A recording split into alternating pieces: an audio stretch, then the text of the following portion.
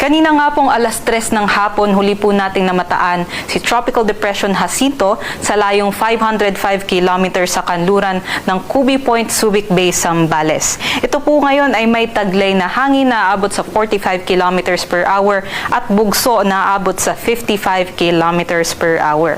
Sa ngayon din po ay kumikilos po ito pa north-northwestward sa bilis na 10 kilometers per hour na bahagya pong humina compared po nung kaninang umaga. Sa ngayon, kahit malayo po ito si Jacinto sa ating kalupaan, ay yung extension po ng kanyang kaulapan or yung trough po nitong si TD Jacinto ay patuloy pa rin pong nagdadala ng maulap at maulang panahon dito po sa may Ilocos Region, sa may Cagayan, Isabela, Cordillera Administrative Region, pati na rin po sa may Zambales at Bataan.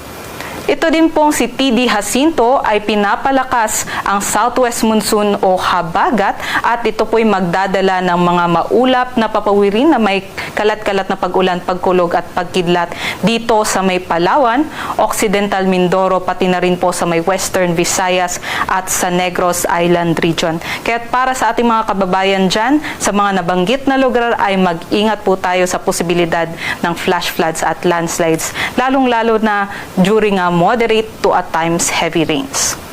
Ito naman po ang track and intensity forecast ni Tropical Depression Jacinto. Sa ngayon, nandito na nga po siya malapit sa border ng ating Philippine Area of Responsibility at ang ating forecast po ay magpapatuloy siya bilang isang tropical depression hanggang bukas po yan ng Friday. Pero makakalabas na nga po ito ng ating Philippine Area of Responsibility bukas. Pero yung epekto nito sa habagat ay magpapatuloy pa rin po over the weekend.